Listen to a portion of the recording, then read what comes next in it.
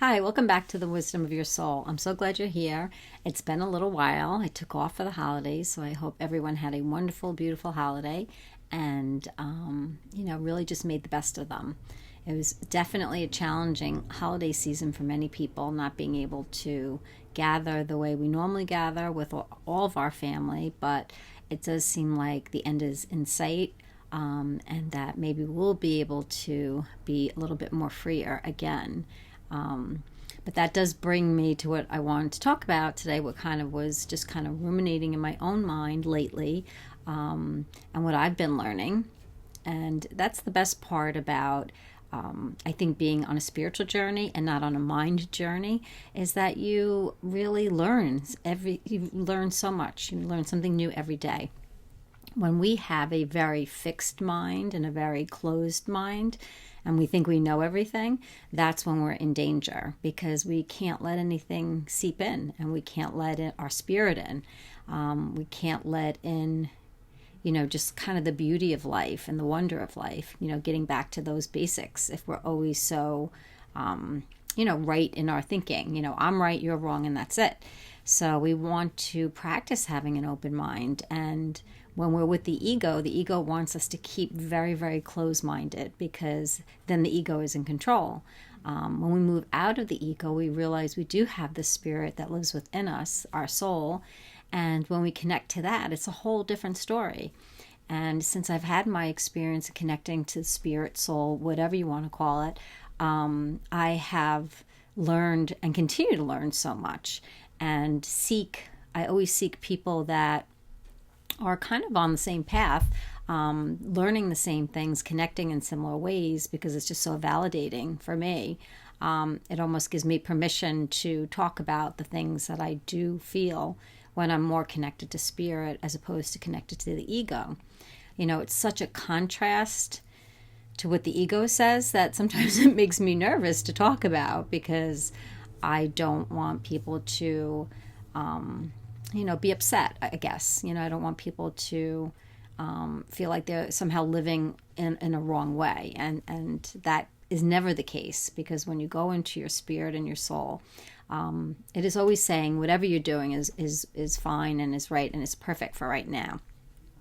So hearing that from my spirit and my soul gives me the courage to talk about what I've learned and continue to learn, and will always learn, and learn from other people.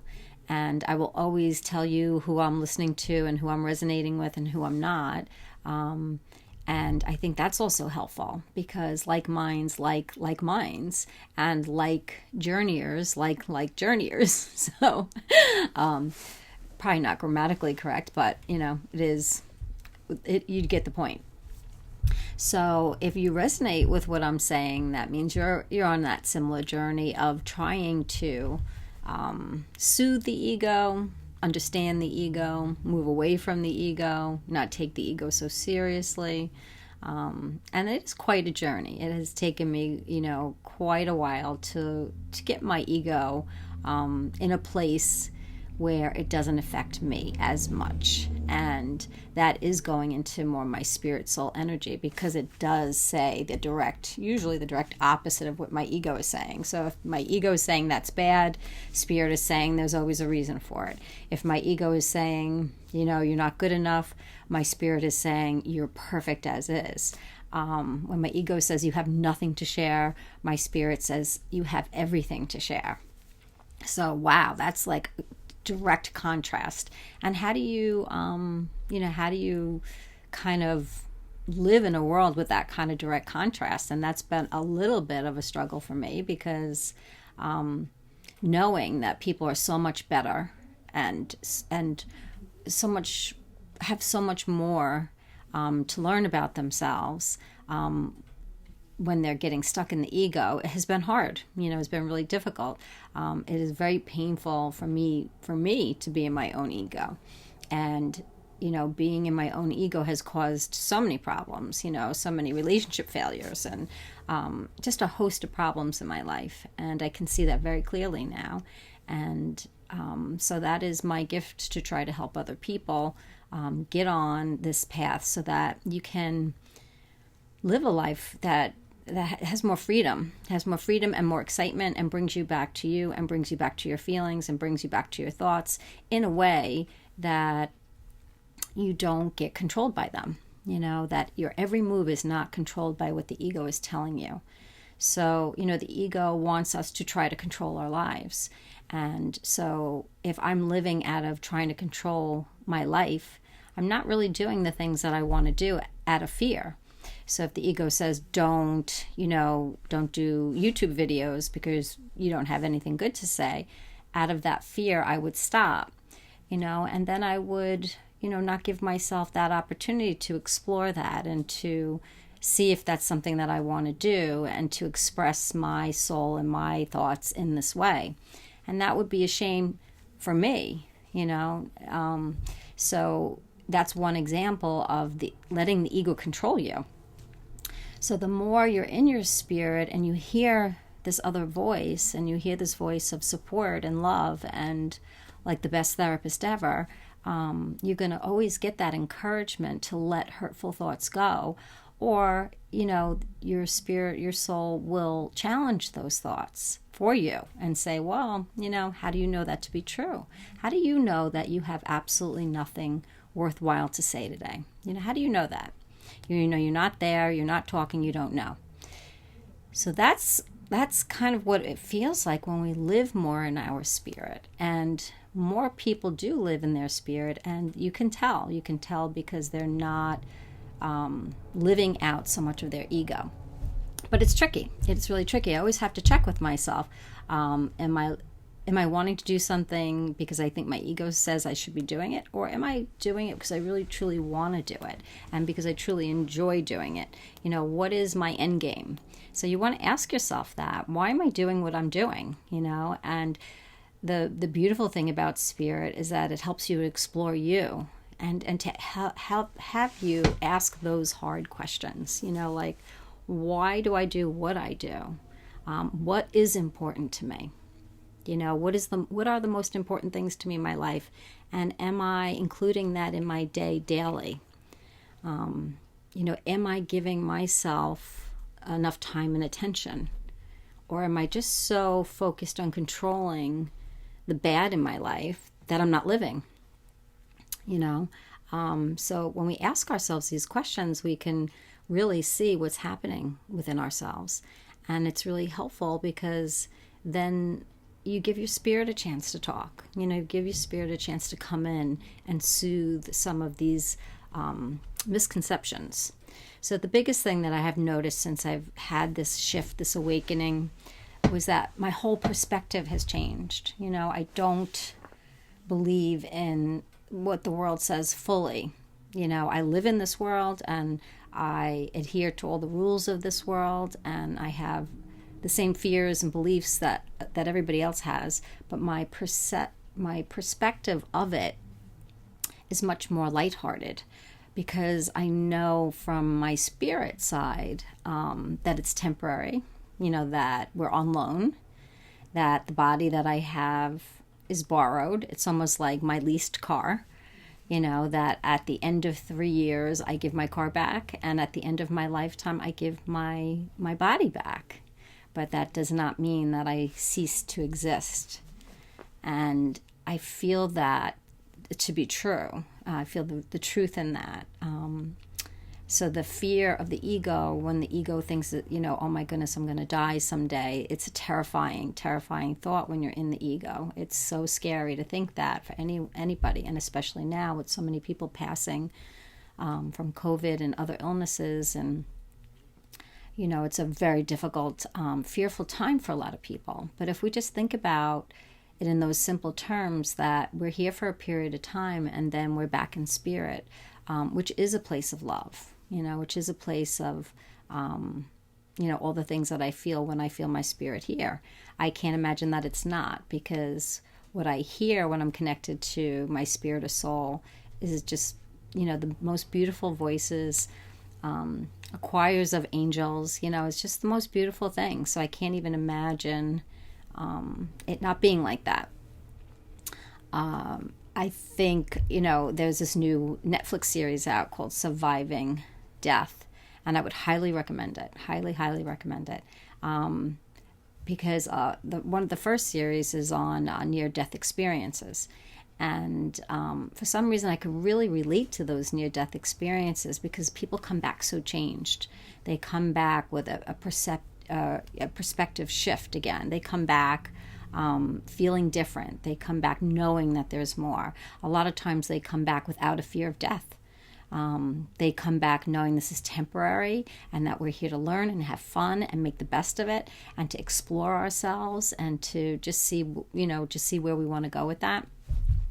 And it's just an amazing series. I would highly recommend that because it can help you bring you to your spirit when you watch shows like that. It can help you show you that we do go on and we do survive death. And the reason why that helps is that then that helps us to let go of the control of life.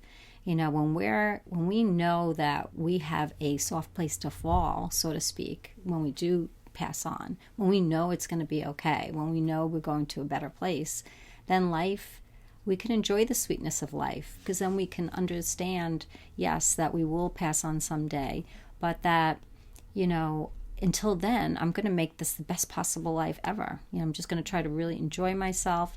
I'm going to accept my thoughts and feelings. I'm not going to always take them to heart if they're too hurtful, and I will consult with spirit and my soul on the things that are hurting me. I will consult and ask for help, get that second opinion.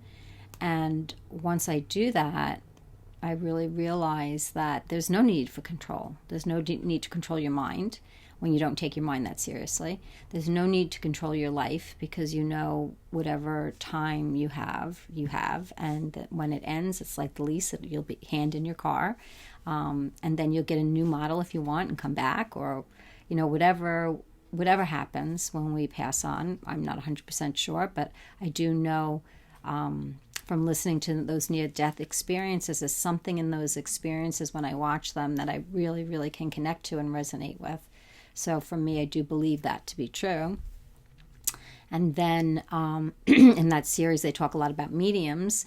And I know since I've had my shift, I have been able to connect to people that have passed on, and that has also been an amazing experience for me because it shows me the continuity of life again, and I prove it to myself every time I connect to a spirit. And for a therapist, that sounds crazy. Like I never thought in my wildest imagination that I would be able to connect to spirits and angels and, all kinds of support in the unseen world, But I think that they come in to help us. They come in to help us to remind us of who we really are. They come in to help us to lighten up and enjoy our lives and to have fun. That's what spirit does for us. So, it is something for us to learn to connect to more and more. It just helps us so much in our lives. So watch that series and let me know what you think of it. I think it's an incredible series. I watched it all in one night. Some episodes are not easy to watch because some of the people have lost children. So it is really, really upsetting, and makes no sense as to why some people have to leave so early. But from what I can feel from spirit, from my soul, is that, some people just hand in their car earlier, and there is a reason, and there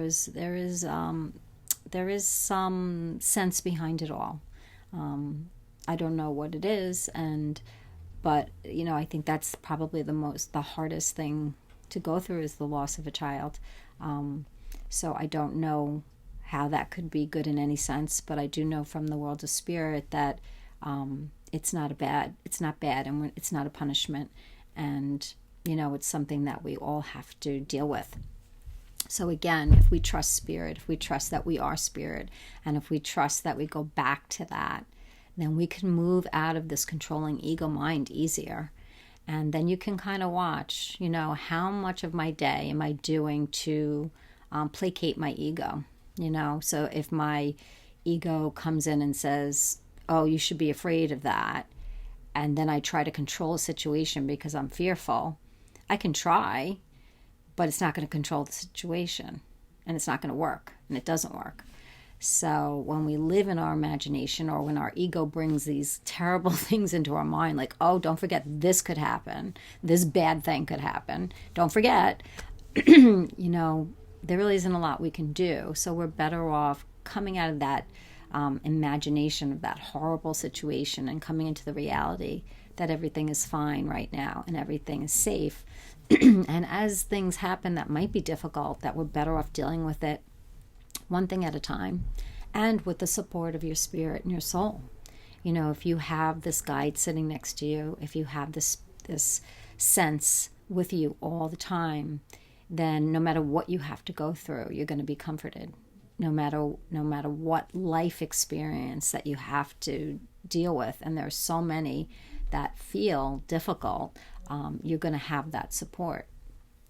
So try to just see yourself that way. See that, yes, I am having this life, and I have this ego that kind of drives me crazy, this inner critic, and then I also have the spirit that lives within me, and let me give that voice a chance to talk to me, so I can get to know myself better, and let me not be so closed-minded. If I didn't have an open mind, I would never be able to learn all the things that I'm learning. And for me, I love to learn, and that is one of the gifts that my soul gives me, this thirst and this thirst for knowledge and understanding, and how to help people soothe the ego, because my ego had been driving me crazy for so many years. And now that I've gotten to a point where I can just kind of smile at my ego and move out of it quicker. It's not to say that some of the things that comes into my mind doesn't get me, but that I then just go into that spirit, soul, opinion and voice, and that will always give me a completely different perspective on things. And that's what we want. So keeping it really, really simple, when we wake up, we have to think about, well, what is the most important thing for today? What is the most important thing for my human life today? I want to have this realization that I have this spirit which is filled with wisdom and knowledge and help, and I just want to have a good day, So it's always our choice and in our control. So we know what's out of our control, but we know what's in our control is so much more important. So to focus on what we can do is so much more important than what we can't do. So if we wake up and we direct our mind to the only thing that I really want for today is to have fun, smile a lot, enjoy the people in my life, connect with the people in my life, do the work that I love to do, eat the foods that feel the best in my body, do the things that everything that I do, if I sit back after doing it and ask myself, well, how did that feel? If that energizes you, then that is the road to a really happy day. If I continue to do things that take my energy away, and stay in thoughts that are horrible, and which leads me to foods that might be horrible, which leads me to more thoughts that are horrible, if that's the path I am for that day, it is not going to be a good day. It's not going to be a good day. So it's within our control to direct our mind to keep a very simple goal for the day, which is today's going to be a good day no matter what. And when you have that, when things don't go your way, you handle it better. You handle it much, much better. So when we put our control where it really works, doing the things you love to do, getting the things that you love to do done, then you feel really good. And that's energizing, and it's going to give you more and more energy, and it's not going to be depleting. So we want to control what we can and get out of the business of living in our imagination, which is fears of the future or regrets of the past. So we don't want to live in non-reality. The reality of my life today is that it's really good. But that's my definition of really good. Everybody has their own definition of really good. Some people feel like they won't be happy unless they make millions of dollars. So if that's their definition of a really good life and they don't have millions of dollars, where does that leave them? So my definition is, and Spirit's definition is, wherever I am is, that's really good, and I'm really successful wherever I am. I'm here, and that's my definition of success, you know.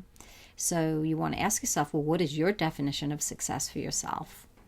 And do you want to revise it? If it's something so in the future and something you can't grasp and something that might make you feel this level of depression and disappointment if you can't get to it, you might want to change it so that you energize yourself instead of depleting yourself.